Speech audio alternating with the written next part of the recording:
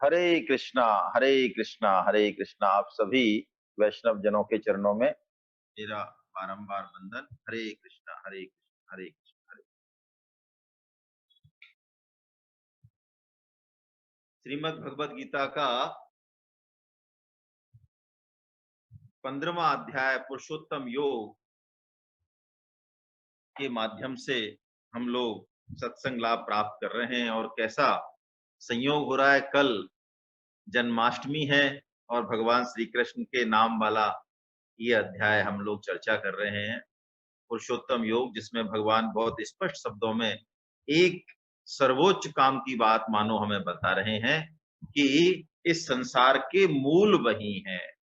इस संसार को भी पल्लवित पुष्पवित करना है तो भगवान श्री कृष्ण को केंद्र में रखना ही होगा। पहले जो भक्त राजा हुआ करते थे, जिनके के बारे में गीता में राजऋषि शब्द आया है चौथे अध्याय में, ये राजऋषि जितने भी काम करते थे जन कल्याण के, परोपकार के, उसका ऊपरी आवरण तो ऐसा था कि मानो लोगों की भौतिक सुख सुविधाएं जो है ये उठा रहे हैं, भौतिक लाभ उनको पहुंचा रहे हैं, उनके पानी, अन्न इत्यादि सुविधाओं का जो है इंतजाम कर रहे हैं। लेकिन छिपा हुआ जो उद्देश्य होता था उनके, यही था कि कैसे भी करके मानव अपने जीवन का चरम लक्ष्य प्राप्त कर ले।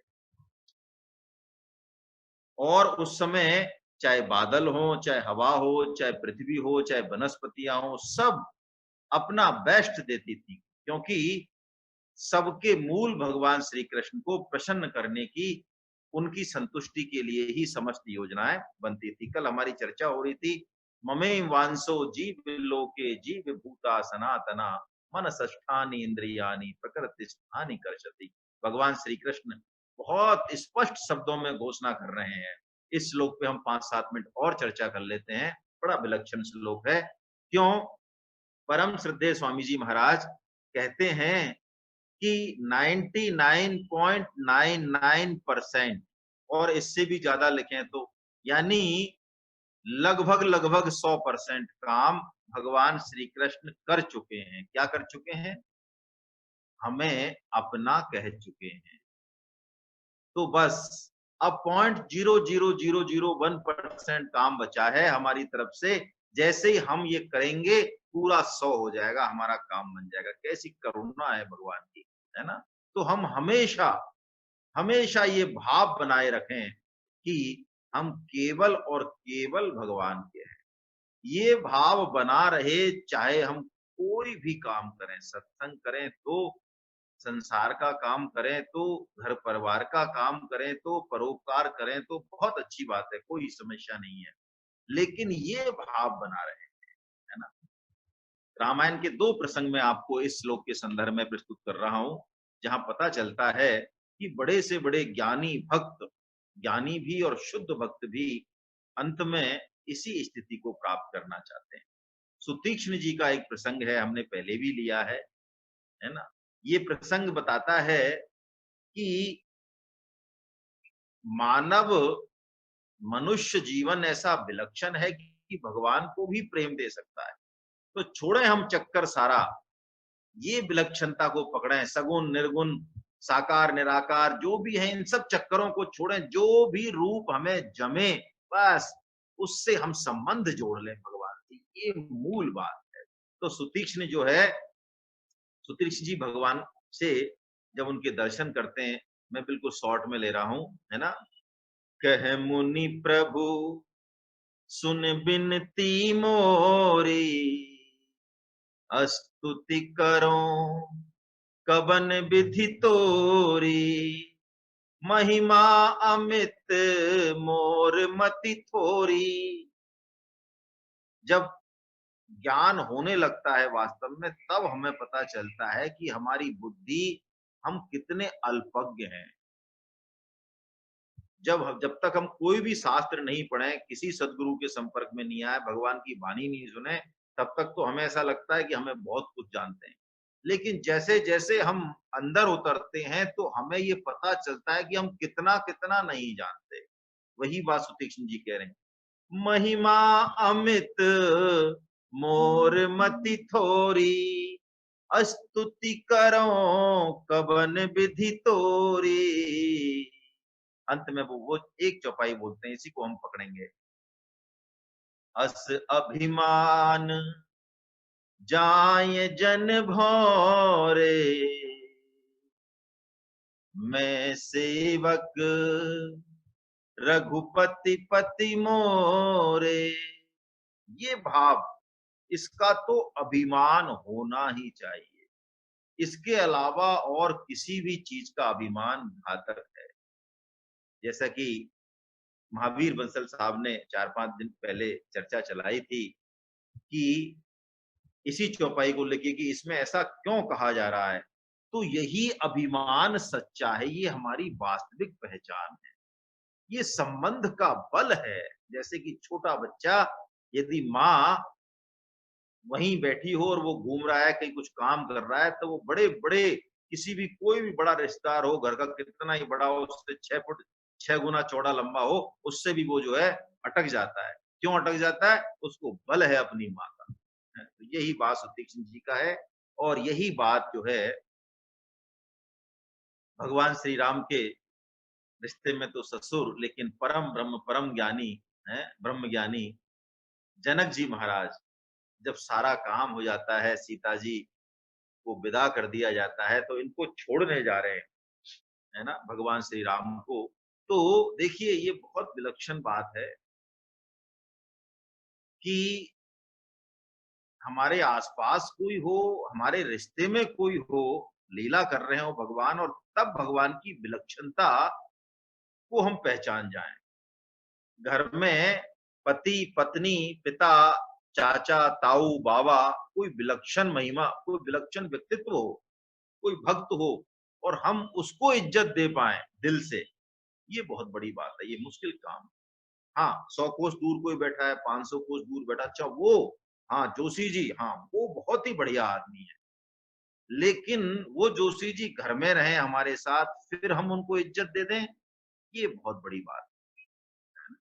तो जनक जी कह रहे हैं भगवान श्री राम से, वो पहचान जाते हैं कि हैं तो मेरे जामाता, मेरे दामाद, लेकिन क्या कह रहे हैं देखिए, सब ही भांति मोह दीन बड़ाई, निज जन जान लीन अपनाई, मैं कछु कहूँ एक बल मोरे। देखिए कैसा दैन्य है, ब्रह्म ज्ञानी है जनक जी, वो कैसी भाषा का इस्तेमाल कर रहे हैं, हम जरा गौर करें। मैं कछु कहे हूँ एक बल मोरे, तुम रीजहू सनेह सुठी थोरे। मैं क्या, मेरे में विशेषता है कि मैं आपका, आप मेरे हैं और मैं आपका हूं। आप थोड़े से स्नेह से, हे नाथ, हे मेरे नाथ, मैं केवल आपका हूं। कल मुझे कोई साधक कह रहे थे कि आपने हमें कुछ झूठ बोलना सिखा रहे हो आप। तो मैंने कहा यदि आप ये झूठ बोलना सीख गए ना, तो इससे बड़ा सच कोई और दूसरा हो नहीं सकता। यही कह रहे हैं जनक जी, तुम रिझहु सनेह सुठि थोड़े। थोड़ा सा भी प्रेम, थोड़ा सा भी संबंध भगवान से हम मान लें, बस बेड़ा पार है। तो क्या कह रहे हैं अंत में जनक जी, बार बार मांगे कर जोरे, मनु परिहरे चरण जनि भोरे, सुन बरि बचन प्रेम जनु पोसे, पूरन काम राम परितोषे। भगवान श्री राम जब जनक जी का भाव देखते हैं, तो वो जो मांग रहे हैं, क्या मांग रहे हैं, बार बार मांगो कर जोरे, मन परिहरई चरण जनि भोरे। भूल कर भी मेरा जो मन है आपके श्री चरणों से, चरण कमलों से हटे नहीं। जनक जी की ये इच्छा जो है पूर्ण करते हैं भगवान। आइए अब हम 15वें अध्याय का 8वें श्लोक का वाचन करते हैं। और 8वें श्लोक पे चर्चा करते हैं। आइए पहले इसका वाचन करते हैं। शरीरम यद्दवाप्नोति यच्चाप्युत्क्रामतीश्वरा गृहीत्वैतानि संयाति वायुर्गन्धानि वाशया। एक बार और बोलते हैं। शरीरम यद्दवाप्नोति यच्चापि युत्क्रामतीश्वरा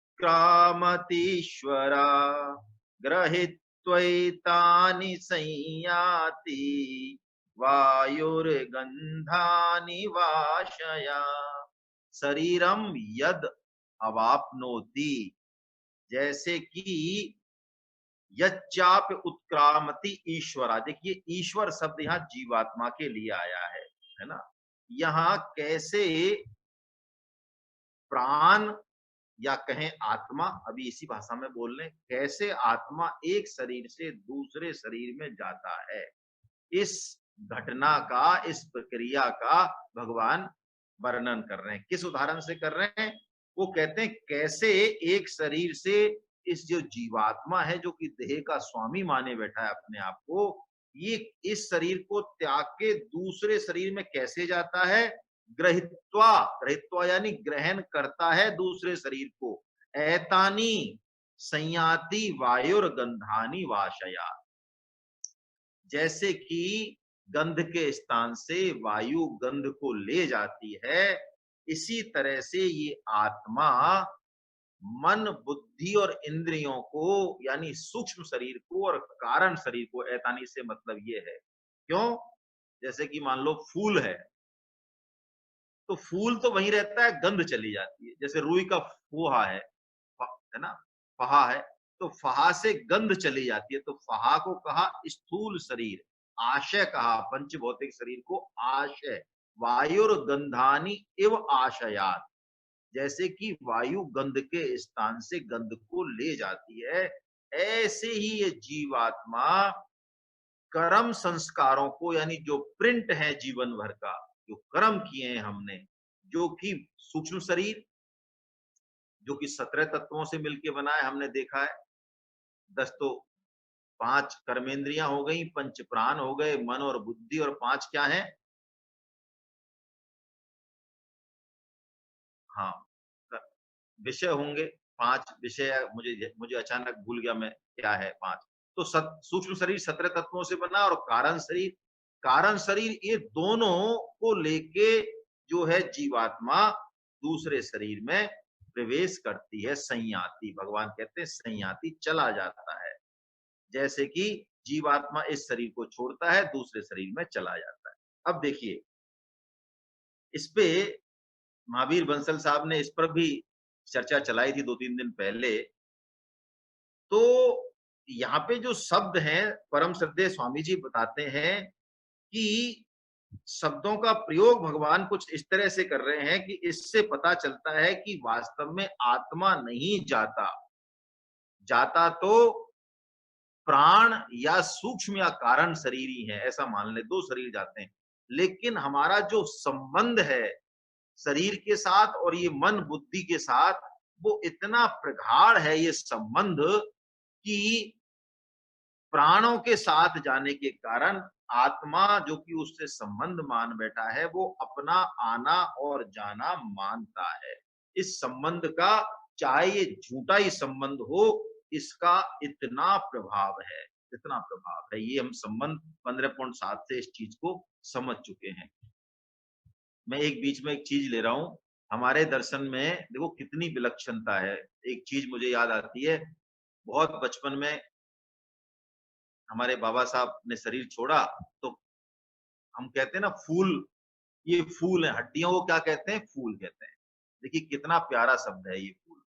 इस श्लोक से यदि हम समझेंगे तो पता चलता है कि कितनी विलक्षण बात है हड्डियों को फूल कहने में। हड्डियों को गंगा जी में डाला भी इसलिए जाता है, परम श्रद्धेय स्वामी जी कहते हैं कि तादात्म्य इतना गहरा होता है कि जीव नई यात्रा भी नहीं करना चाहता।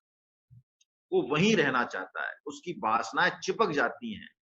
तो फूल का मतलब भी यही है कि बस अब ये फूल ही फूल रह गया, हड्डियां ही हड्डियां रह गई, बाकी जो गंध है, जो सूक्ष्म और कारण शरीर है, जो कर्म संस्कार है, वो तो सब चला गया आगे, है ना? फूल का मतलब भी यही है। चलिए, अब देखिए, एक तो भगवान ने 2-3 चीजों पे चर्चा करें हम। एक तो भगवान ने कहा मम एव अंशो, ममेव वांसो जीव लोके। जीव शब्द कहा भगवान ने। कोई भी भगवान ने ना तो किसी राष्ट्र का इस्तेमाल किया कि अमेरिका वासी मेरे अंश हैं, भारतवासी मेरे अंश हैं। ना भगवान ने कोई स्त्री और पुरुष कोई लिंग भेद रखा, ना भगवान ने चातुर्वर्ण्यम मया सृष्टम का भेद रखा। यानी किसी भी तरह का भेद भगवान ने नहीं रखा। इससे जो हमारे सनातन धर्म की जो समस्त प्राणी मात्र का कल्याण करने का जो भाव है, वो भगवान अपनी बात में कह रहे हैं कि हर जीव मेरा ही अंश है और मुझको प्राप्त कर सकता है, बशर्ते वो मुझसे अपना संबंध मान ले, मुझसे अपना संबंध मान ले।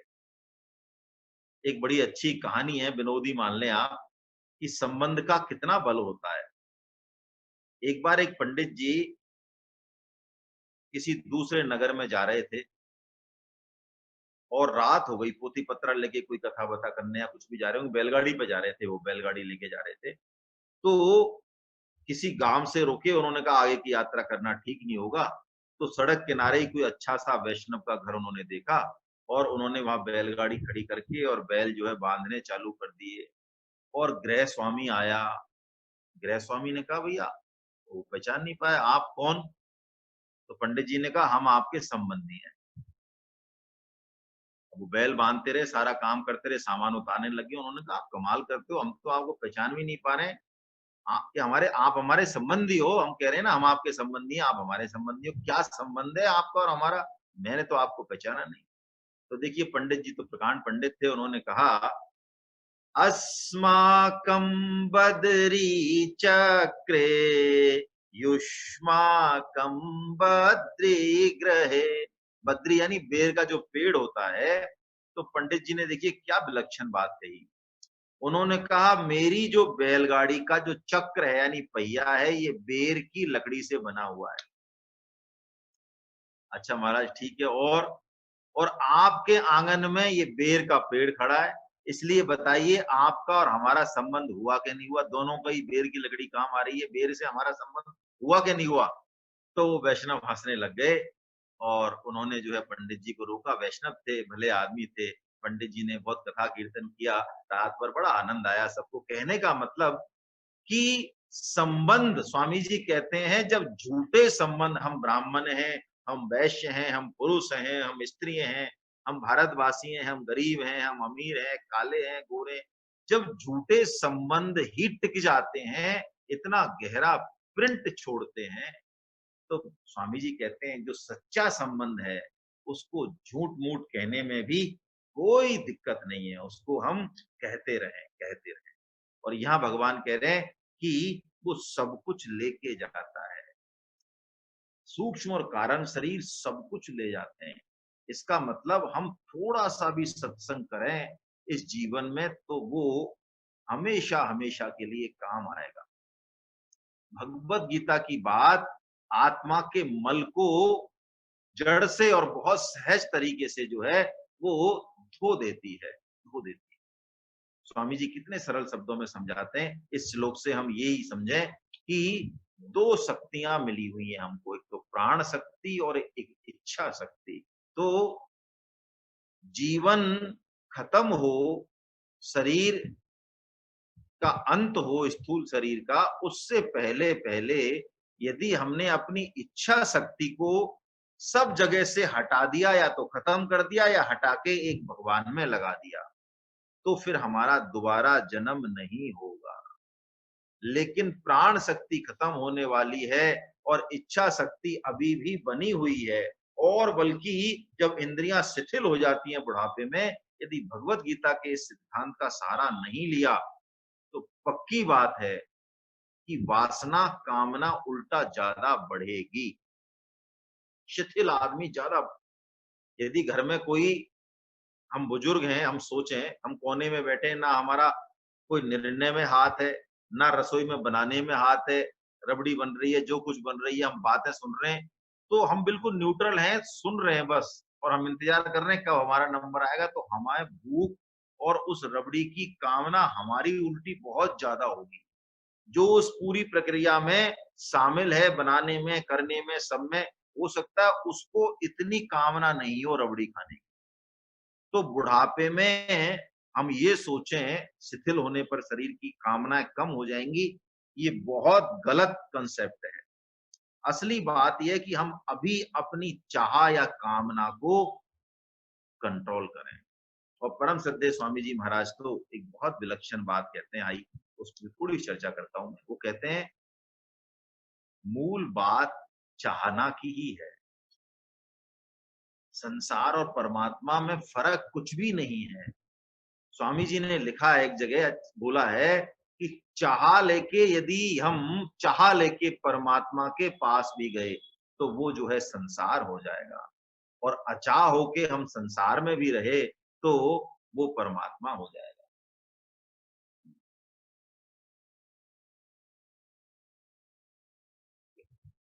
तो मूल बात को हम पकड़ें कि चाहना सिर्फ और सिर्फ ईश्वर से, बाकी सांसारिक चाहनाओं को हम छोड़ें, इनसे हमारा कोई बहुत ज्यादा कल्याण होने वाला नहीं। आइए अब हम 9वां श्लोक लेते हैं। 9वें और 10वें श्लोक में भगवान बता रहे हैं कि ये जो जाता है जीवात्मा, ये करता क्या है ना, ये शरीर में इसका पतन होता क्यों है, तो उसका कारण बता रहे हैं भगवान कि ये जीवात्मा करता क्या है। आइए 9वें श्लोक का वाचन करते हैं। श्रोत्रं चक्षुस्पर्शनं च रसनं घ्राणमेव च अधिष्ठाय मनश्चायं विषयानुपसेवते। श्रोत्रम चक्षु स्पर्शनम च रसनम घ्राणम एव च, यानी पांचों तो ज्ञानेंद्रियों की चर्चा कर ली भगवान ने, और इन ज्ञानेंद्रियों का जो राजा है, अधिष्ठाय मनश्चायम, मन की बात की उन्होंने कहा। मन ये पांचों जो इंद्रियां हैं हमारी ज्ञानेंद्रियां हैं, और मन को आश्रय बनाकर ये जीवात्मा विषयों का सेवन करता है। देखिए एक बात तो हम समझें, गीता में प्राय इस तरह की विचारधारा बहुत आती है, थोड़ी सी उल्टी बात करें। इंद्रियां अपने आप में उपकरण है, ये अच्छी बुरी कुछ नहीं है, बल्कि देखा जाए, आज हम लेंगे एक उपनिषद, कठोपनिषद का एक श्लोक लेंगे बहुत विलक्षण, जिसमें कहा गया है कि इंद्रिय रूपी घोड़ों को यदि साध लिया, संयम कर लिया, तो ये घोड़े जो है परमात्मा तक पहुंचा देंगे, और यदि इनको नहीं साधा तो ये घोड़े पतन करा देंगे। आत्मा के क्षेत्र में यानी आत्मिक उन्नति भी करनी है तो शरीर की रक्षा, ऊर्जा, बल, वीर, ये बहुत जरूरी है। कैसे जो है हम करेंगे आत्मा की रक्षा, देश की रक्षा, समाज की रक्षा, परिवार की रक्षा? यदि अच्छे से हम खाएं पिए नहीं, शुद्ध आहार विचार ये सब ग्रहण नहीं करें, बल वीर ऊर्जा को हम महत्व नहीं दें, तो वो आत्मा का जो बल है वो प्रकट ही नहीं होगा। तो इंद्रियां अपने आप में कुछ भी बुरी नहीं है। भगवान तो काम को भी अपना रूप बताते हैं कि नहीं बताते हैं गीता में, है ना, कामो अश्मि भरतर्षवा। अरे वीर से ही संतान उत्पत्ति होती है, पितृण से मुक्ति मिलती है, लेकिन हम उसका दुरुपयोग करें, सदुपयोग करने की बजाय इंद्रियों का यदि हम दुरुपयोग करें, इसीलिए शास्त्र संयम की बात करते हैं। ज्यादातर हम दुरुपयोग करते हैं तो शास्त्र संयम की बात करते हैं। देखिए पहले इसमें भगवान ने नाम लिया श्रोत्रम। हम इस बात को समझें, पहले भी चर्चा हुई है, श्रवण इंद्रिय सबसे महत्वपूर्ण है, इंद्रियों में ही महत्वपूर्ण नहीं है। श्रवणेन्द्रिय के बारे में शास्त्रों में कहा गया है कि वैसे तो वो परमात्म तत्व जो है किसी भी मन बुद्धि इंद्रियों की पकड़ में आने वाला नहीं है, ये बात बिल्कुल सत्य है। लेकिन श्रवणेन्द्रिय की बात कुछ विशेष है। क्या विशेष है?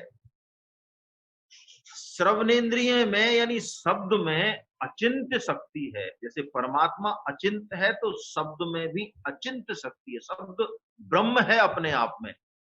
तो शब्द ब्रह्म, ये श्रवणेन्द्रिय जो है, ये शब्द ब्रह्म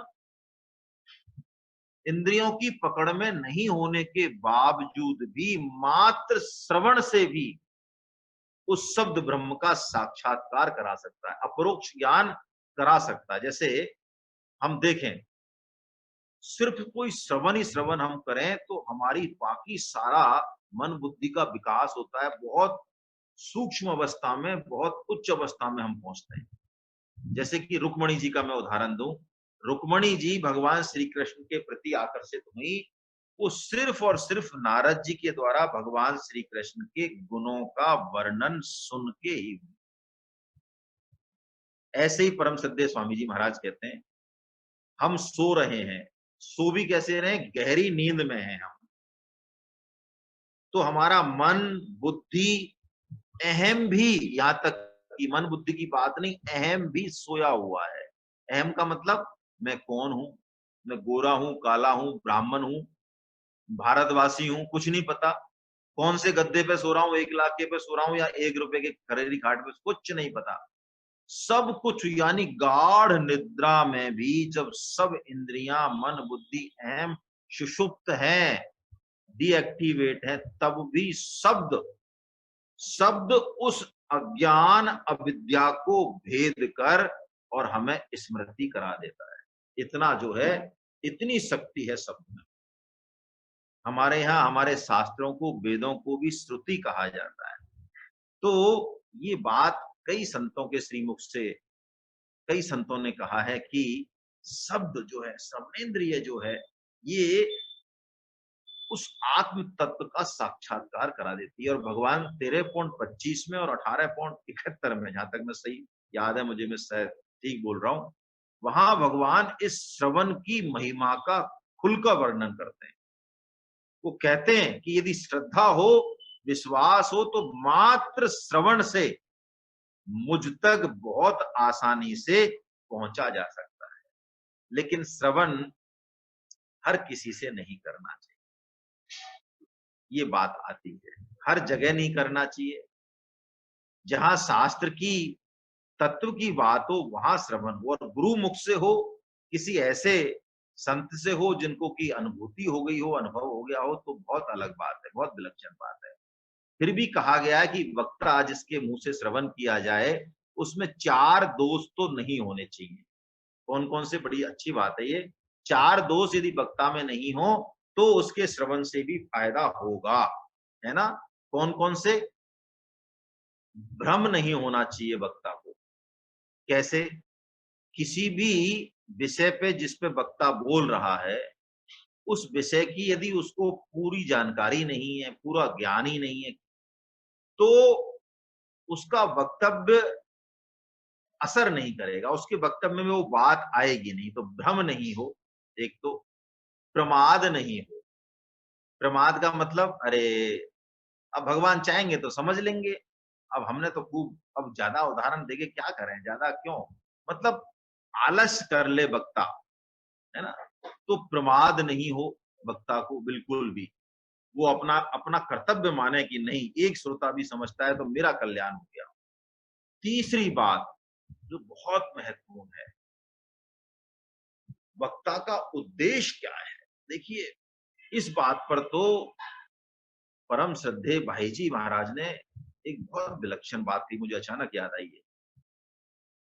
वो कहते हैं, यदि वक्ता का उद्देश्य कोई धन प्राप्ति, मान बढ़ाई नहीं है, भगवान श्री कृष्ण की प्रसन्नता के लिए, खुद के आत्म कल्याण के लिए, वो जो है वक्ता, जो शास्त्रों में कहा, संतों ने, संतों से सुना, संतों के श्री मुख से जो बात आई उसको कह रहा है, उसका उद्देश्य यदि पाक साफ है, तो भाई जी ने तो स्पष्ट रूप से लिखा है कि वक्ता श्रोताओं के स्तर से कमजोर होने पर भी, ज्ञान में बोलने में कमजोर होने पर भी श्रोताओं का आशीर्वाद, उनका भाव, उनका अनुग्रह उसको मिलता है और वो जो है उत्तरोत्तर प्रगति कर लेता है। श्रोताओं की पारमी उसको मिलती है यदि उसका भाव अच्छा है तो। तीसरी बात, ये बहुत इंपॉर्टेंट है, उद्देश्य जो है, लिप्सा बोलते हैं इसको, भ्रम प्रमाद लिप्सा, यानी क्या उसका उद्देश्य क्या है, उसकी लिप्सा तो नहीं कोई धन मान बढ़ाई की, वो तो नहीं। और चौथी बात, करना पाठक बोलते हैं इसको। करना पाठक का मतलब है कि वक्ता श्रोताओं का स्तर समझे, किस स्तर के श्रोता हैं, कौन सा क्या उदाहरण दूं, उसकी शैली क्या हो, किस युक्ति से समझाएं कि उस तत्व की वो हृदयंगम हो जाए।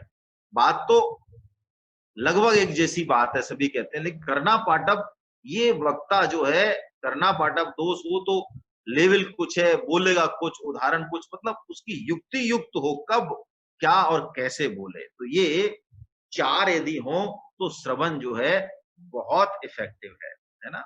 अब यहाँ भगवान कह रहे हैं आगे कि इन पांचों से, और पांचों से क्या करता है, भोगता है। ये इंद्रियां उपकरण है जैसा हमने चर्चा की, लेकिन भोगता कौन है, इंद्रियां नहीं भोगती, इंद्रियां बिल्कुल नहीं भोगती। अधिष्ठायम मनश्चायम विषयानु उपसेविते, या विषयान उपसेविते, मन ही महत्वपूर्ण है। इसीलिए मन पर खूब चर्चा हुई है हमारे शास्त्रों में। क्यों? जैसे कि किसी राष्ट्र की सुरक्षा में ना, हमारे यहाँ कई बार हम सोचते हैं छोटी सी एक चोटी के लिए हमारे इतने सारे सैनिक क्यों मरवा दिए भाई, छोड़ देते उस पहाड़ को। तो कहते हैं वो बहुत सामरिक महत्व की है, स्ट्रेटेजिक लोकेशन है उसकी, इंग्लिश में कहा जाता है। उसके लिए 50 जवान भी शहीद करने पड़े तो करने पड़े, क्योंकि उधर दूसरा जो दुश्मन देश है, पाकिस्तान है, चीन है, यदि वो चौकी उसके हाथ में चलेगी, वो चोटी, तो हमारी पोजीशन बहुत खराब हो जाएगी। तो ऐसे ये मन जो है ना, इसकी पोजीशन बहुत इंपॉर्टेंट है, बहुत। ये इंद्रियों का तो राजा है, तो इंद्रियों को तो ये अपने हिसाब से चलाता ही है। ये बुद्धि को भी और अहम को भी अपना अनुगामी बना लेता है।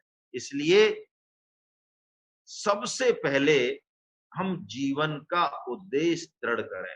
मैं आप सबसे आज पुनः निवेदन करता हूं, मुझे अचानक ध्यान आया है, आप में से जो नए साधक हैं वो अवश्यमेव अपने जीवन का उद्देश्य पहचान लें। बहुत सारे उद्देश्य हैं, मतलब अलग अलग भाषाओं में, उद्देश्य तो एक ही है, हमें इसी मनुष्य जीवन में भगवत प्राप्ति करनी है, उस परम आनंद को उपलब्ध होना है। इसको किसी भी भाषा में आप जमा लें और उसको रोजाना 7 बार लिखें एक कॉपी में, दिनांकवार अवश्य लिखें। बच्चों का सा काम है होमवर्क, लेकिन अवश्यमेव करें। क्यों? इसकी चर्चा स्वामी जी महाराज ने साधक संजीवनी में 100 बार से ज्यादा की है, हर जगह। अब मन की बात आ रही है तो सबसे पहले उद्देश्य की बात आएगी। यदि हम इस शरीर से, संसार से भोग लेना चाहते हैं, अभी भी तरह तरह के भोगों में हमारी रुचि गई नहीं, अभी जितने भी तरह के भोग हैं, जीवन का उद्देश्य बना नहीं, तो पक्की बात मान लें, भगवत गीता के श्रवण से हमें फायदा होगा, लेकिन बहुत धीरे धीरे होगा। जो लिफ्ट से हम जा सकते हैं 100वीं मंजिल पर, वो ऐसा मान लें कि एक एक, आवाज कट कट के आ रही है बेटा, ये बोल रहे हैं, मुझे लगता है बेटा बंद।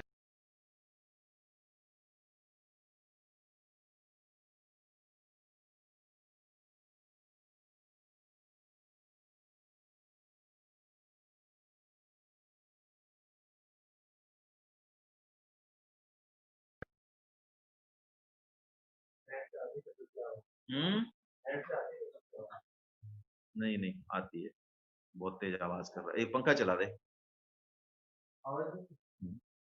तो जीवन का उद्देश्य हम सबसे पहले बनाएं।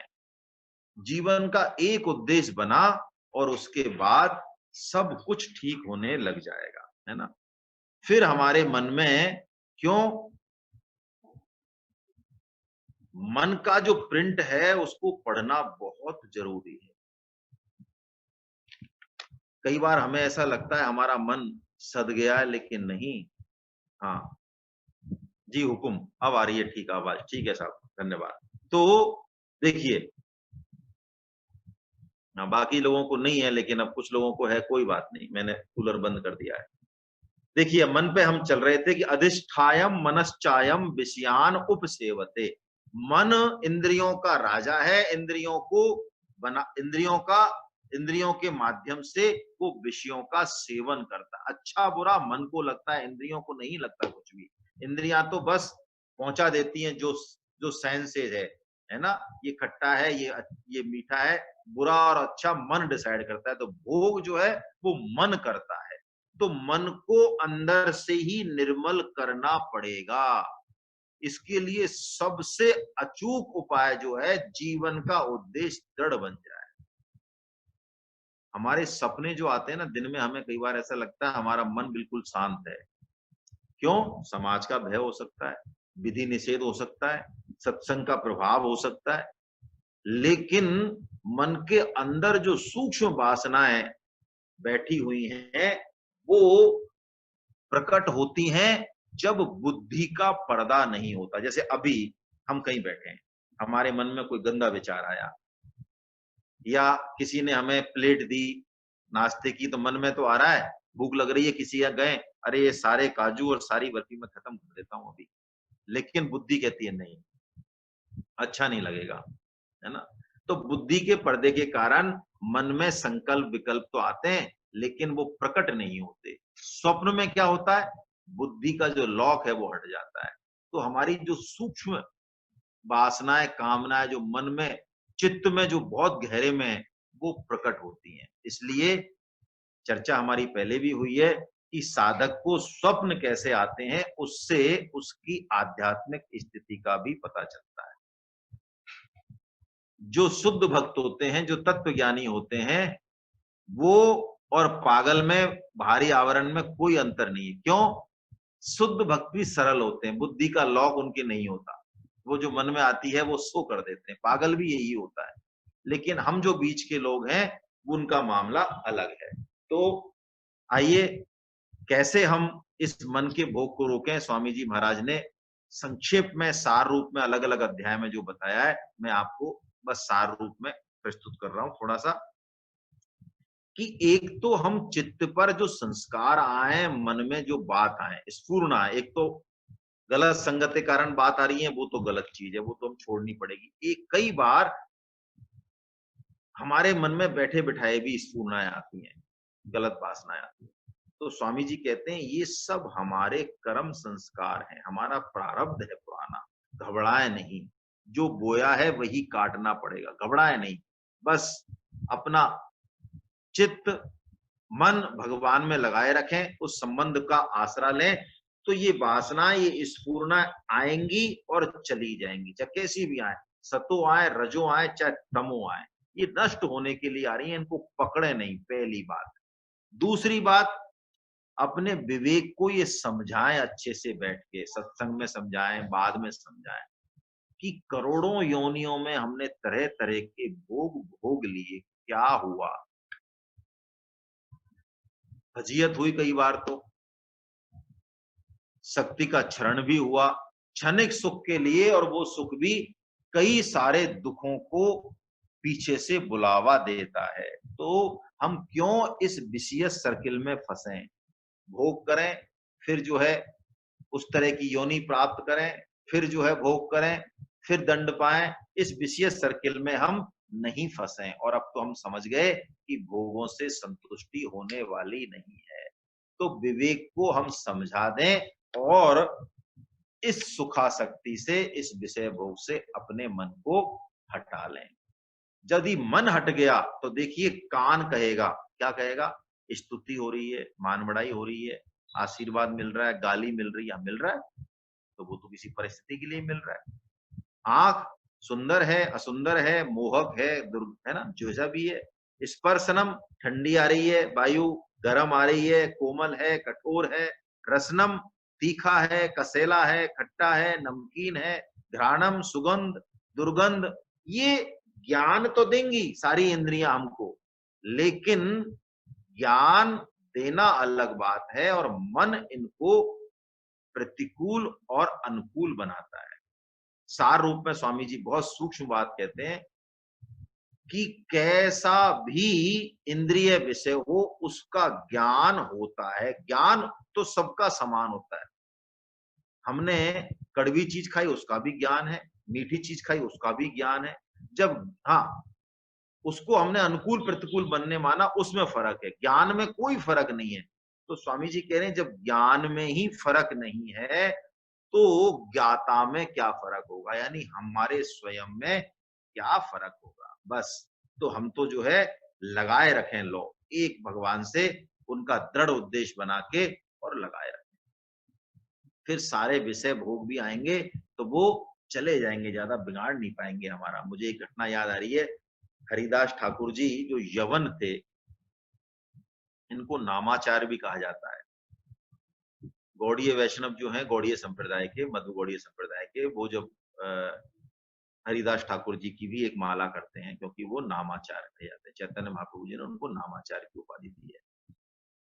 हरिदास ठाकुर जी के बहुत विरोधी हो गए, क्योंकि वो यवन होके, मुसलमान होके और चैतन्य महाप्रभु जी के बहुत प्रिय शिष्य थे और 3 लाख नाम प्रतिदिन करते थे। उनका नियम था 3 लाख नाम यदि नहीं किए जाए तो वो अन्न का दाना भी ग्रहण नहीं करते। यदि आप कभी जगन्नाथपुरी जाएं, जगन्नाथपुरी के भक्त तो देखते हैं, और सिद्ध बकुल जो है उनकी भजन स्थली है, देखने लायक है आज भी। तो उनके जो दुश्मन थे उन्होंने षड्यंत्र करके और एक बहुत सुंदर वैश्या को उनके पास भेजा, उनका पथ भ्रष्ट करने के लिए। तो वो वैश्या गई बंठन के, तो वो लगे हुए थे और उसको उन्होंने पहली बार तो देखा, तो इशारा किया कि भाई ये जरा मैं अपना ये कर लूं पूरा, उसके बाद बात करते हैं, देखो क्या है। तो अब वो कहाँ तक बैठे, घंटे 2 घंटे 3 घंटे, वो चली गई, उसका सारा मेकअप खराब हो गया। दूसरे दिन और अच्छा मेकअप करके आई, फिर उनके तो वही कहानी है ना, 16 घंटे 17 घंटे का जब चलता था उनका। तो वो दिन में आए तो ये कहानी, रात में आए तो ये कहानी, तीसरे दिन वो रात में आई तो बैठे बैठे बैठे बैठे थक गई, वो सो गई और वो उच्चारण कर रहे थे। तो 3 दिन से चौथे दिन जब वो आई तो कहते हैं वो वैश्या उनके चरणों में गिर पड़ी, क्योंकि 3 दिन जो भगवान नाम का उन्होंने स्मरण किया, श्रवण किया वैश्या ने, तो उसके चित्त के संस्कार वो जो थे वो धुल गए। और कोई बहुत रही होगी तभी तो हरिदास ठाकुर जी के संपर्क में आई, चाहे इस रूप में आई।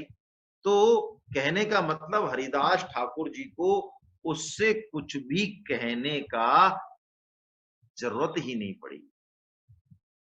कॉलगेट का जो सुरक्षा चक्र है, ये भगवान नाम का जो सुरक्षा चक्र है, उससे ये सबसे बड़ा जो विषय रस था वो भी उनका कुछ भी नहीं बिगाड़ पाया।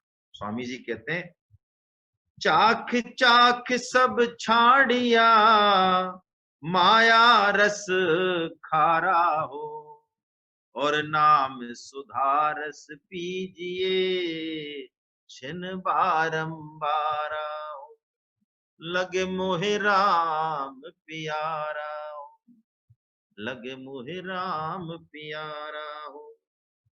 स्वामी जी महाराज ने 5 महाभूतों का और इन ज्ञानेन्द्रियों और कर्मेंद्रियों का इसी श्लोक में एक विशेष संबंध बताया है, उस पर हम थोड़ी सी चर्चा और कर लें। उन्होंने कहा जैसे आकाश, तो आकाश की जो ज्ञानेन्द्रिया है वो है श्रोत्र, इसी से, और कर्मेंद्रिया है मुख, वाक यानी वाणी, और विषय है शब्द, है ना। शब्द विषय तो हो गए, शब्द हम इस तरह से याद कर लें, और इनको 5 महाभूतों को याद कर लें हम, आकाश, वायु और अग्नि, जल और पृथ्वी। ठीक है, तो आकाश का श्रोत्र से और वाक से, वायु का त्वचा से यानी स्पर्श से और हस्त से, अग्नि का चक्षु से और पैर से, जल का रसना से और उपस्थ से, पृथ्वी का घ्राण और वायु से। देखिए क्या संबंध है इनका।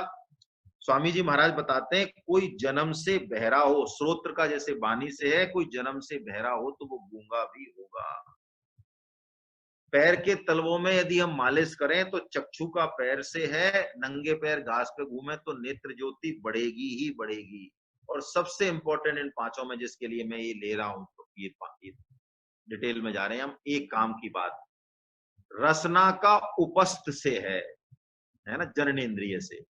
तो शास्त्रों में बहुत स्पष्ट रूप से आया है, जितई रस जितई सर्वे। यदि विषयों का जो राजा है यानी काम सुख, इसको जीतना है, कामना में काम ही महत्वपूर्ण है, तो इसको जीतना है तो रसनेन्द्रिय पे सबसे पहला नियंत्रण रसनेन्द्रिय पे करना पड़ेगा। और ये जो है जीव जो है जिह्वा, ये दुधा इंद्रिय है। दुधा यानी ये दो काम करती है, क्या, एक तो बोलने का काम करती है, दूसरा ये स्वाद लेने का काम करती है। तो इसको दो तरीके से ट्रीटमेंट करना पड़ेगा। यदि इसका ट्रीटमेंट कर दिया तो सबका ट्रीटमेंट हो जाएगा, दसों इंद्रियों का हो जाएगा, मन का भी हो जाएगा। क्या करें, बोले वो भगवत संबंधी ही बोले, और कुछ नहीं हो तो बस राम राम राम राम राम राम राम राम राम राम राम राम। यदि 16 माला आप कर पा रहे हैं बहुत अच्छा, उसको 32 कर दीजिए, डबल कर दीजिए। 32 कर पा रहे हो 64 कर दीजिए। यानी जीव को लगातार लगातार, देखिए जो नए साधक हैं उनको ऐसा लग सकता है कि हम लोग जो है पता नहीं एक ही चीज पे बार बार क्यों बोलते हैं, लेकिन मैं आपको एक निवेदन कर दूं, संपूर्ण शास्त्रों का सार है ये नाम जप, संपूर्ण शास्त्रों का। किसी और के कुछ समझ में आए चाहे नहीं आए, यदि वो नाम जप करना चालू कर दिया, भगवान का नाम स्मरण लीला श्रवण, बस बाकी कुछ बचेगा नहीं। तो नाम जप में लगाएं इस जिज्ञा को ज्यादा से ज्यादा, ज्यादा से ज्यादा। और दूसरा जो पाए वो जो है प्रसाद पाए, है प्रसाद ही पाए। अपने मन का संयम करें, बहुत ज्यादा स्वाद मतलब निर्भा बुद्धि से सेवन करें, प्रसाद बुद्धि से सेवन करें। स्वाद बुद्धि को अब धीरे धीरे हम जो है वो छोड़ें। आइए अब हम अगला श्लोक लेते हैं, 15.10 वाचन करते हैं पहले। ये पूरा एक ही प्रकरण हो जाएगा, 8, 9 और 10 का। अब भगवान कह रहे हैं कि जब वो जाता है तो कैसे जाता है जीवात्मा, और कौन उसको देख सकते हैं और कौन नहीं देख सकते हैं। उत्क्रामन्तं स्थितं वापि भुञ्जानन् वां गुणान्वितं विमूढा नानुपश्यन्ति पश्यन्ति ज्ञानचक्षुषा। उत्क्रामन्तं स्थितं वापि, तीन स्थितियों का वर्णन कर दिया भगवान ने। भुंजानम, तीन, उत्क्रामंतम यानी शरीर को छोड़कर जाते हुए दूसरे शरीर में जा रहा है, भुंजानम या विषयों को भोगते हुए, स्थितम वापि या शरीर में रहते हुए। तीनों ही स्थिति में भगवान कह रहे हैं, बहुत विलक्षण शब्द है यहाँ, गुणान्वितम कह दिया एक तो भगवान ने, इसका भी मतलब समझेंगे। विमूढ़ा नानुपश्यंती, भगवान कहते हैं जो मूढ़ हैं और जो विशेष मूढ़ हैं, विमूढ़ वो नहीं देख पाते, लेकिन ज्ञान चक्षु वाले पश्यंती ज्ञान चक्षुषा। देखिए महावीर बंसल साहब ने जो प्रश्न पूछा था बड़ा विलक्षण, उसका कुछ कुछ जवाब यहाँ आ रहा है, कुछ क्या मेरे ख्याल से काफी आ रहा है, कि आत्मा तो सर्वव्यापक है, उसका आना जाना हो नहीं सकता। नित्य सर्वगत स्थानो रचलोयम सनातना, है अच्छेद्योयम अदायोम, कहाँ जाएगा वो, कहीं जा ही नहीं सकता, उसके अलावा कोई जगह ही नहीं है, सर्वव्यापक है। लेकिन यहां जो कहा जा रहा है, दो शब्दों पे हम चर्चा करें। पहले भगवान ने उत्क्रामती कहा, अब उत्क्रामंती कहा है।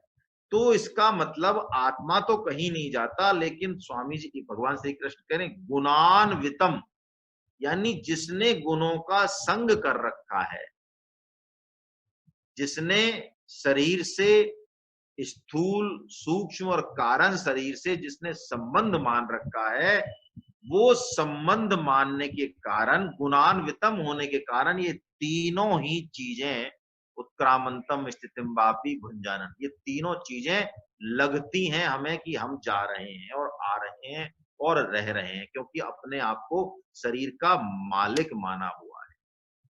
यहां भगवान यही बात कह रहे हैं, गुण संग के कारण, जो 13.21 में कहा, तो वो कहते हैं कि विमूढ़ा नानुपश्यंती, आत्मा अकर्ता है, निर्लिप्त है, लेकिन संबंध मानकर फंस जाता है।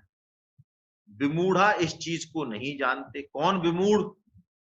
वो विमूढ़ जो कि तमोगुण, अज्ञान और मोह से युक्त हैं, जो भोग और संग्रह में लगे हुए हैं, जो शरीर को आत्मा और आत्मा को शरीर मानते हैं, जो संसार को और शरीर को स्थायी मानते हैं, इनसे इससे ही सब कुछ भोगना चाहते हैं, जो अपने आप को कर्ता और भोक्ता मानते हैं, जो परमात्मा से तो विमुख हैं और संसार के सम्मुख हैं, जो अनुकूल प्रतिकूल में अपने आप को सुखी और दुखी मानते हैं, जो धन के लोभ से, धन के जाने से, मान बढ़ाई से अपनी मान बढ़ाई, अपना जाना, यानी स्वयं में संसार के परिवर्तन से जो स्वयं में परिवर्तन मानते हैं, बहुत सारी तरह से हम कह सकते हैं, ये सब विमूढ़ हैं। भगवान कह रहे हैं कि विमूढ़ा नानुपश्यंती पश्यंती ज्ञान चक्षुषा। ज्ञान चक्षुषा कौन है? ज्ञान चक्षु वो है जिनको क्षेत्र और क्षेत्रज्ञ का आभास है, वो अपने विवेक को इस्तेमाल कर रहे हैं कि नहीं, ये शरीर प्रतिक्षण बदल रहा है और मैं इस शरीर में जो परिवर्तन हो रहे हैं उसको देखने वाला हूं। मैं सुखी दुखी इसलिए होता हूं कि मैंने इस शरीर को अपना और अपने लिए मान रखा है। मेरी जो चेतनता है, मैंने उसको, समष्टि को व्यष्टि में उलझा रखा है, इसीलिए मैं, तो ज्ञान चक्षु इस बात को समझता है ना। देखिए कठोपनिषद का ही होना चाहिए शायद, एक श्लोक है, इसको हम थोड़ा सा इस पे चर्चा करते हैं। बड़ा अच्छा श्लोक है ना, याद करने लायक मान लें या समझने लायक, कि कैसे इस पूरी मन बुद्धि इंद्रियों का और शरीर का और आत्मा का, इस सबका इस श्लोक में, एक ही श्लोक में बहुत अच्छे से जो है समझाया है। इन तीनों श्लोकों का मानो सार है ये, है ना, इसलिए इस पर थोड़ी चर्चा कर लेते हैं। आत्मानं रथनं वेद्धि शरीरं रथमेव तु, बुद्धि तुम सारथिं वेद्धि मनः प्रग्रहमेव च, इंद्रियाणि हयानाहुर्विषयास्तेषु गोचरान्, आत्मेन्द्रिये मनोयोक्तम भोक्ते व्याहुर्मनीषणा। तीनों ही श्लोकों का इसमें सार आया है। क्या कह रहे हैं? आत्मानम रथिनम विद्धि। देखिए, जो आत्मा है वो तो स्वामी है, शरीर रूपी रथ का आत्मा स्वामी है, बुद्धि उसकी साथी है, और मन प्रग्रहम एवं, मन लगाम है, जो घोड़ों की लगाम है, मन लगाम है। इंद्रियानि हयान आहु, इंद्रिया घोड़े हैं, विषयांश तेसु गोचरान, गोचर कहते हैं ना हम, गौचर जहां गाय हमारे पालतू पशु, तो विषया जो है, विषय जो है, विषय इंद्रियों को, घोड़ों को चरने के लिए स्थल है मानो, और आत्मेंद्रिय मनोयुक्तम भोक्तव्याहु मनीषणा। तो ये श्लोक कह रहा है, यदि हमने घोड़ों पे लगाम रखी तो ये घोड़े हमें, ये रथ जो दिया भगवान ने, विलक्षण रथ दिया, ये शरीर रूपी रथ, ये हमें परमात्मा से मिलाने वाला हो जाएगा। लेकिन यदि घोड़ों पे लगाम नहीं रखी, इस रथ का जो संरचना है, इसका उद्देश्य जो है, कौन किससे श्रेष्ठ है, कौन इसका मालिक है, ये हमने नहीं समझा, तो ये घोड़े हमको बहुत गहरी खाई में ले जाएंगे, हमारा पतन कर, है ना, ये हमारा पतन कर देंगे। इस पूरे श्लोक का मानो हम सार देखें तो ऐसा मान लें कि कैसे हम अपने जीवन को सुधारें। ये जो उत्क्रामंतम स्थितम वापि श्रोत्रम चक्षु स्पर्शनम च, और भगवान ने पहले 8, 9, 10, हम भगवान ने पूरी प्रक्रिया का जो बताया है, तो शायद इसलिए बताया कि हम अपने अंतिम समय यानी मौत को, अंतिम समय इस क्षण का यही अंतिम समय, आज का अंतिम समय यही, इस मिनट का अंतिम समय, इस पल का, इस घंटे का, इस दिन का, तो हर क्षण अंतिम समय, तो हम अपनी मौत को यानी अंतिम क्षण को कैसे सुधारें। 8.5 में जो बात कही थी, लगभग लगभग वही बात मानो भगवान यहाँ पे सार रूप में कह रहे हैं कि हम इसको सुधारें, है? अंतिम सिद्धि पर यदि, परम सिद्धि पर यदि हमारी निगाह नहीं रही, तो हम बारंबार जो है जन्म मरण में फंसते रहेंगे, है ना? एक बहुत प्यारी घटना मुझे याद आ रही है, मैं सुना देता हूँ, समय है अभी, कि यामुनाचार्य जी मुनि हुए हैं, है ना? श्री रामानुजाचार्य जी जो हैं, इनके दादा गुरु मान लें इनको, यामुनाचार्य जी मुनि। इन्होंने आलविंदार लिखा, आलविंदार स्तोत्र, ये दक्षिण में, मैं तो नहीं जानता हूँ, लेकिन दक्षिण में कहते हैं ये वेदों के तुल्य माने जाते हैं। तो जब यामुनाचार्य जी मुनि का अंतिम समय आया, तो उन्होंने पूरा जो मंदिर, सारा प्रसाद, सब कुछ जो अपनी संपदा थी आध्यात्मिक, उसको किसी सदगुरु को वो देना चाहते थे। तो रामानुजाचार्य जी के बाद उनको देख भी रखा था उन्होंने, और कहीं उनको देखा भी और उनका सुना भी, तो उनको लगा इनसे बढ़िया सदगुरु को, सदशिष्य कोई नहीं हो सकता। तो अपने एक शिष्य को, शायद महापूर्ण जी को उन्होंने भेजा, उनको लाने। कहा वो थे? श्रीरंगम, तमिलनाडु का जो तिरुचिरापल्ली है, वो तो वहां थे, और वो कांचीपुरम थे। 4 दिन का रास्ता था। तो 4 दिन का रास्ता था, तो उनको भेजा कि मैं वो आए तो मैं जो है उनको सारी आध्यात्मिक संपदा जो है जाके और फिर देखिए और आराम से अपना शरीर छोड़ो। लेकिन भगवान को कुछ और ही मंजूर था। रामानुजाचार्य जी के पास जब वो पहुंचे, कांचीपूर्ण जी, महापूर्ण जी उनके जो यमुनाचार्य जी के शिष्य जो महापूर्ण जी, तो जब वो लौट के आए कावेरी नदी पे, कावेरी नदी पार करके, तो वहां पे बहुत सारी भीड़ देखी उन्होंने। इतनी सारी भीड़ देखी तो पता चला ये भीड़ क्यों है, तो पता चला कि जो यामुनाचार्य जी हैं उन्होंने शरीर छोड़ दिया है। बहुत भीड़ थी, लोग जो है विलाप कर रहे थे, है ना, दर्शन कर रहे थे उनके। तो रामानुजाचार्य जी भी, उन्होंने भी अपने मन से उनको गुरु माना हुआ था, तो दौड़े और उनके चरणों में वो गिर गए, भक्तिपूत शरीर, और इस आलविंदार के दर्शन किए, खूब उनके अपने अश्रुओं से उनके चरण भिगो दिए। लेकिन जब वो खड़े हुए तो उन्होंने देखा, एक बहुत विलक्षण बात देखी उन्होंने। देखिए, इससे एक तो ये चीज हमें पता चल रही है कि सदगुरु सदशिष्य को खोजते हैं।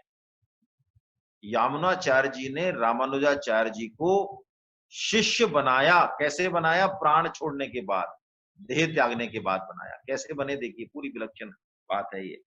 जब उन्होंने उनके शरीर को देखा, दोनों ही परम वैष्णव है ना, सिद्ध हैं, तो उनके दाहिने हाथ की 3 जो अंगुलियां थी वो मुड़ी हुई थी। उन्होंने पूछा इसके बारे में, तो उन्होंने कहा हमें तो नहीं पता बाकी लोगों से क्यों मुड़ी हुई है, ये तो कोई ना कोई संकेत है जो गुरुदेव मुझे दे रहे हैं। प्रभु कृपा, कैसी प्रज्ञा रही होगी, कैसा संबंध होगा दोनों को। मानो की सत्ता अटल है, चेतना अटल है, शरीर चला गया लेकिन चेतना से चेतना में मानो प्रभाव हो रहा है। तो रामानुजाचार्य जी ने कुछ सोचा, कुछ उनको मैसेज मिला, और उन्होंने कहा कि मैं वैष्णव मत का प्रचार करके जीवों को श्रीमन नारायण भगवान के शरण करूंगा और जीव कल्याण का कार्य करूंगा। एक घोषणा की उन्होंने वहीं की वहीं। तो उनकी पहली उंगली सीधी हो। उन्होंने दूसरी घोषणा की, मैं ब्रह्म सूत्र का और विष्णु सहस्त्र नाम पर, ब्रह्म सूत्र विष्णु सहस्त्र नाम पर भाष्य लिखूंगा। उन्होंने लिखा भी, गीता भाष्य और श्री भाष्य लिखा उन्होंने। दूसरी अंगुली सीधी हो गई। उन्होंने फिर तीसरी घोषणा की कि द्रविड़ भाषा के जो दिव्य ग्रंथ है, उस समय द्रविड़ भाषा में, संस्कृत 11वीं शताब्दी की बात है, उन सबका मैं संस्कृत में अनुवाद करूंगा, जिससे कि इनका प्राणी मात्र को जो है इनका लाभ मिले। तो कहते हैं तीसरी उंगली भी सीधी।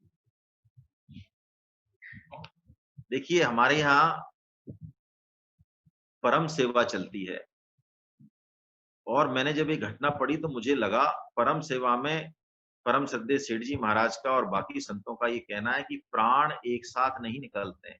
हृदय की धड़कन चाहे बंद हो जाए, प्राण कुछ समय तक रहते हैं, एक साथ उनका उत्क्रामंतन नहीं होता। इसीलिए कोई व्यक्ति शरीर छोड़े, हमारा स्वजन या कोई भी, तो 15 मिनट तो कम से कम, आधा घंटा नहीं तो आधा घंटा हो तो बहुत बेहतर है, श्री नाम भगवान नाम संकीर्तन होना ही चाहिए। रोना पीटना बाकी सब बाद में।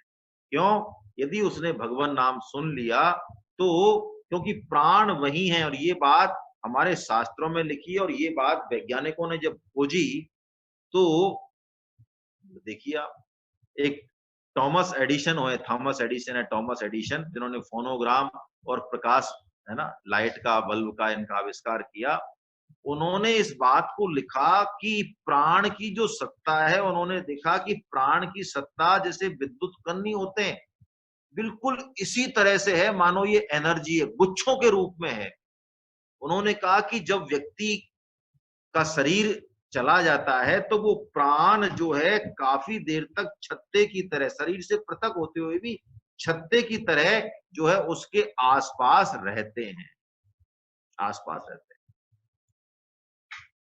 यानी प्राणों का जो अस्तित्व हमारे दर्शन ने बताया, हमारा दर्शन तो कहता है शरीर ये मस्तिष्क चलता घर फिरता बिजली घर है, एक एक हमारी कोश का वो माइट्रोकॉन्ड्रिया जिसको बोलते हैं वो बिजली घर ही है, बहुत बड़े जीएसएस का सिंधु का मानो बिंदु है, लघुत्तम प्राणांश है, चेतना एक ही है, प्राण एक ही है। तभी तो देखिए ध्रुव महाराज ने जब अपने प्राण रोके, श्रीमद भागवतम में चरित्र आता है, ध्रुव महाराज ने जब अपने प्राण रोके तो उनका अहम विसर्जन हो गया, उनका जो व्यष्टि प्राण था वो समष्टि प्राण से एकाकार हो गया, तो समस्त जीव जंतुओं के प्राण रुक गए, भगवान तुरंत दर्शन देने आए। तो कहने का मतलब यहाँ पे यही है कि ये बात जो साबित हो रही है कि जड़ और चेतन सब ऊर्जा ही है, जड़ ऊर्जा भी है, प्राण ऊर्जा भी है, मनो बौद्धिक ऊर्जा और भी प्रबल है, सूक्ष्म है, और आत्मेंद्रिय आत्म ऊर्जा तो और भी सबल है। तो हम इस चीज को देख के, और हम देखें इस बात को कि उस चेतना को हम अनुभव करें, हर तरीके से उस चेतना का हम अनुभव करें। कई लोगों पे साइंस में तो बहुत रिसर्च हुई है, मैं ले नहीं रहा हूं, है ना, कई लोगों के ऐसी ऐसी रिसर्चें हुई हैं, कल्याण के अंक में छपी भी है कि 100 वाट की जो है करंट वो जो है दौड़ती है। ये हमारे 7 चक्र बताए ना, एनर्जी सोते, बिल्कुल हमारे शास्त्रों का पूरा पूरा बिजली घर है पूरा शरीर। ये ज्ञानेंद्रियां हमारी सारी जो है बिजली घर के पास ज्यादा है, कर्मेंद्रियां नीचे। क्यों? इनको ज्यादा बिजली चाहिए। कई लोगों के करंट आता है, विदेशों में भी भारत में भी बहुत, उनको छुओगे तो बिल्कुल करंट की तरह आपको, जैसे आप धक्का पड़ेगा, आपको गिरोगे आप दूर से। यानी उनके अंदर जो एनर्जी है वो कहीं न कहीं कुछ न कुछ लीक हो गई। ये कुंडली जागरण, षटचक्र भेदन, ये सब यही खेल है, ऊर्जा का ही खेल है ना। तो भगवान तीनों श्लोकों में भगवान ने सार रूप में यही बात बताई कि हम इस चीज को, इस ट्रांसफर को ज्ञान चक्षु भाव से देखें, है ना। इसके बाद भगवान कल जो है कुछ और विभूतियों का वर्णन भी करेंगे। चाहे तो हम ये कौन सा श्लोक है, इसको हम ले लें क्या? कल ही लेंगे, ठीक रहेगा, है ना। यतन्तो योगिश्चैनम पश्यति, हाँ ठीक, कल इसकी चर्चा आएगी इस प्रकरण की, उसके बाद भगवान फिर विभूतियां बताएंगे। कल जन्माष्टमी भी है, आप सभी को जन्माष्टमी की बहुत बहुत शुभकामनाएं। और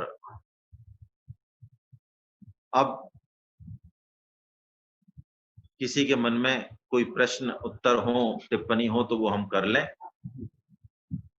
कल समय ज्यादा हो गया था, इसलिए मैं नया श्लोक नहीं ले रहा हूं जानबूझ के। आज समय है अपने पास, 8-10 मिनट का समय है। राजेंद्र प्रसाद शर्मा साहब कुछ कहना चाह रहे हैं, मैं उनको अनम्यूट कर रहा हूं, कृपया अपने आप को अनम्यूट कर लें वो। जी सर, बता। हरे कृष्णा।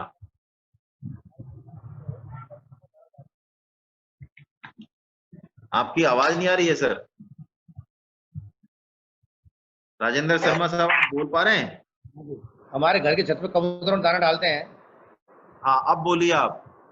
हाँ, हमारे घर की छत पे कबूतर दाना डालते हैं। हाँ तो पड़ोस की छत से बिल्ली आके उनको मार देती है, खा जाती हाँ है। हाँ तो ऐसे से हमारा कर्तव्य क्या होना चाहिए? हाँ, बहुत अच्छी बात आपने पूछी है। देखिए, मेरे को तो इसका उत्तर नहीं आता, लेकिन मुझे अचानक परम श्रद्धेय सेठ जी महाराज की बात याद आ गई, है ना। सेठ जी महाराज, उनका ऑडियो मैंने सुना इस बात पे, बहुत विलक्षण ऑडियो था। उन्होंने कहा, करने तो चले पुण्य और हो जाए पाप, इससे बचना चाहिए हमेशा। सिर्फ जो है दाना डाल के कबूतरों का कल्याण करने की इच्छा मात्र से ही काम नहीं चलेगा। वो उदाहरण दे रहे थे, मैं आपको निवेदन करता हूँ। वो कह रहे थे कि आप चिड़ियों को चींटियों को दाना डालें, लेकिन वहां पे कोई इस तरह का पक्षी है या जो चींटियों को चुग जाता है वहां आके, तो वो कहते हैं मैंने खुद ने फिर वहां पे कांटे की बाड़ लगा के और तब चींटियों को दाना डाला, जिससे कि चींटियां तो दाना खा लें, उनका तो काम हो जाए, लेकिन उनकी जीव हत्या नहीं हो। तो आप इस तरह का कोई इंतजाम करें जिससे कि बिल्ली जो है उन कबूतरों को नहीं खा पाए।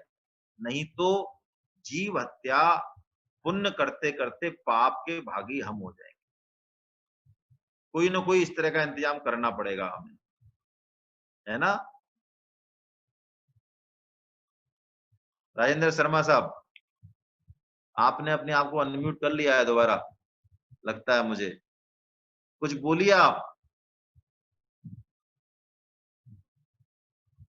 चलिए, आप नहीं बोल पा रहे हैं, कुछ समस्या है शायद आपके। मैं बंसल साहब को निवेदन कर रहा हूं, अपने आप को अनम्यूट करें वो। जी सर। हरे कृष्णा सर। हरे कृष्णा सर। सर, परम सेवा के बारे में एक स्वामी जी की बड़ी बढ़िया बात पढ़ने को मिली सर, बड़ी विलक्षण बात थी। स्वामी जी कहते हैं, सर हाँ आवाज आ रही है? हाँ, आ रही है। स्वामी जी कहते हैं कि हमें तो मरने का एक बार ही अवसर मिलेगा, हाँ लेकिन यदि हम परम सेवा करेंगे तो कई हाँ, बार हम लोगों को ये अवसर मिलेगा। तो कह रहे हैं बहुत। अगर ये हम काम करें तो मेरे को बड़ी हाँ। बात बहुत ज्यादा, मैं सबके साथ शेयर करूं तो वो बात हमें हम्म। जो है परम सेवा में विशेष अवसर मिले तो जरूर करना चाहिए। बहुत बढ़िया बात है साहब। देखिए, परम सेवा के बारे में कुछ जो नए साधक है, मैं निवेदन करूं, महावीर बंसल साहब जो बात कह रहे हैं कि परम सेवा क्या है। यदि कोई व्यक्ति ऐसा है जिसको डॉक्टर जवाब दे दें, या फिर ऐसा लग रहा है कि अब ये आज कल 2 दिन 4 दिन में शरीर छोड़ने वाले हैं, तो लोग स्वेच्छा से 2-2 घंटे 3-3 घंटे का समय निकाल के और कोशिश करते हैं कि लगातार उनको भगवत गीता या भगवान नाम संकीर्तन या भगवान का नाम सुनाया जाए, जिससे कि उनकी अंतिम गति जो है वो भगवान की हो। भगवान कहते हैं ना इस बात को कि यदि अंत काल में भी तू मेरा स्मरण कर ले। उनको चित्र दिखाए जाते हैं भगवान के, उनके जो घर वाले हैं वो भी इसमें सहयोग करते हैं। बहुत बढ़िया बात है। परम सेवा हमारे कई लोग, मुदगल साहब, प्रभा जी, है ना, मृदुला जी मैडम, महावीर जी, योगेश जी, है ना, योगेश गुप्ता जी, और भी मुझे याद नहीं आ रहे हैं, बहुत सारे साधक जयपुर में जो है परम सेवा के लिए बहुत जो है हमेशा तैयार रहते हैं। उन सबको जो है बंधन साधुवाद। और कुछ कहना चाह रहे हैं महावीर जी आप? नहीं सर, बस बस सर, हरे कृष्णा सर। हरे कृष्णा। और कोई बात हो तो बताएं। सुधीर जी नहीं है क्या? कोई और कोई बात? अच्छा, ये और कुछ पूछना चाह रहे हैं, इन्होंने नाम नहीं लिखा है मेरे को। अपने आप को अनम्यूट करें सर। मैं हाँ, अखिल रस्तोगी पूना से बोल रहा हूँ। बहुत बहुत बढ़िया साहब, हरे कृष्णा। हरे कृष्णा। मैं ये कह रहा हूँ कि सब चीजें पूर्वार्ध से मिली हुई हैं, क्योंकि जी अपन पूर्वार्ध से मिली हुई चीजों को इस जन्म में सब चीजें तय हैं। डायरेक्टर भी वही है, अपन केवल उसकी तरह से एक्टर हैं। जी उसके बाद कर्म भी उसी तरह से अपने डिसाइड होते हैं। क्योंकि मैं पता नहीं कैसे जुड़ा हूँ इस भगवत से, जी क्योंकि मैंने कई सारी चीजें अनुभव की हैं अपने जीवन में। जी। अ, मैं नौकरी में रहा हूँ, बैंक में ही था, और जहाँ मेरी पोस्टिंग हुई थी वहाँ एक सदगुरु रहते थे, कोई मोमडन थे, जी लेकिन वो त्रिकालदर्शी कहना चाहिए उन्हें। तो यही वही सब रिलेशंस आके मैं अब अपने आप को अनुभव कर रहा हूँ कि मैं इस सत्संग में शामिल हो गया। ये मेरे कोई पूर्वार्ध के ही काम है, ऐसा मेरा लगता है मेरे को। आप कब से जुड़े हुए हैं रस्तोगी साहब पूना से? करीब करीब 2 महीने होने आ रहे हैं।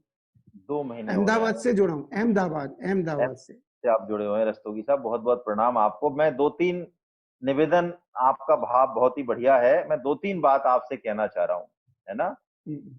जी। प्रारब्ध हमारे जीवन में बहुत महत्व रखता है और आप इस सत्संग से जुड़े हैं, इसमें प्रारब्ध की बहुत मुख्यता है। लेकिन एक बात हम ध्यान रखें, भगवत प्राप्ति में प्रारब्ध सिर्फ मौके देगा, प्रारब्ध से भगवत प्राप्ति नहीं होगी, पहली बात। दूसरी बात, कर्म करने में हम स्वतंत्र हैं, कर्म करने की प्रेरणा प्रारब्ध से होगी, लेकिन हम कर्म कैसे करें कैसे नहीं करें ये पूरी छूट भगवान ने दी है। कृपया आप एक बार 5वें अध्याय का जो 14वां श्लोक है उसको पढ़ लें, अथवा जो है यूट्यूब चैनल पे जाके सुन लें एक बार, क्योंकि हम सच्चे स्वामी जी महाराज ने, मैं आपको क्योंकि आप शुरू से जुड़े हुए नहीं है और आप जो बात कह रहे हैं मैं उससे सहमत हूं, लेकिन थोड़ा सा हम और उसको आगे जाके देखें। क्या 4 पुरुषार्थ हैं, धर्म अर्थ काम और मोक्ष। 4 पुरुषार्थ में से जो बीच के 2 पुरुषार्थ हैं यानी अर्थ और काम, इसमें प्रारब्ध बहुत ज्यादा इंपॉर्टेंस रखता है। आप जो भाषा कह रहे हैं वो इनके लिए लागू है, लगभग सब कुछ डिसाइडेड है, लेकिन जहां तक धर्म की और मोक्ष की बात है, इसमें प्रारब्ध गौण है, गौण है, मैं जो बोल रहा हूं आप ध्यान दें, गौण है। आप जो करना चाहेंगे वही मुख्य है। आपको मौका मिलेगा, जैसे कि सत्संग लाभ आपको मिला, आपने इसको कैच कर लिया, आपका भाव है और आप इसका लाभ उठा रहे हैं और उत्तरोत्तर जो है, तो ये आपका ही निर्णय है। हो सकता है आपको लाभ सत्संग मिलता, आप सुनते और उसके बाद जो है आप कहते कि नहीं कोई बहुत ज्यादा फायदे वाली बात नहीं है। तो धर्म में और मोक्ष में हमारा जो निर्णय है, हमारा जो भाव है, वो ज्यादा जो है बलशाली है बजाय कि प्रारब्ध के, है ना? और कोई आपके मन में कोई बात हो तो जरा बताएं, बाकी नहीं, बाकी तो ठीक है। बीच में जब भी कोई प्रश्न आएगा बिल्कुल आप पूछे साहब, है ना? बहुत अच्छा है, बहुत अच्छा है। हरे चलिए कृष्णा। साहब, हरे कृष्णा। मेरे ख्याल से बस और किसी का प्रश्न है नहीं। गोविंद जय जय गोपाल जय जय राधा रमन हरि गोविंद जय जय राधा रमन हरि गोविंद जय जय राधा रमण हरि गोविंद जय जय गोपाल जय जय गोविंद जय जय गोपाल जय जय राधा रमन हरि गोविंद जय जय राधा रमण हरि राधा रमन हरि गोविंद जय जय राधा रमण हरि गोविंद नाम संकीर्तनम यस्य नाम संकीर्तनम यश सब पाप प्रणाशनम सर्व पाप प्रणाशनम नामो दुःख समनस्तम नमामि हरिं परम प्रणामो दुःख समनस्तम नमामि हरिं परम। बोलो वृंदावन बिहारी लाल की जय। बांके बिहारी लाल की जय। बोलो राधा गोविंद सरकार की जय। बोलो आज के आनंद की जय। आप सबको जन्माष्टमी की बहुत बहुत बधाई। आप सभी वैष्णवों को पुनः पुनः वंदन। हरे कृष्णा हरे कृष्णा हरे हरे कृष्ण हरे कृष्ण। हरे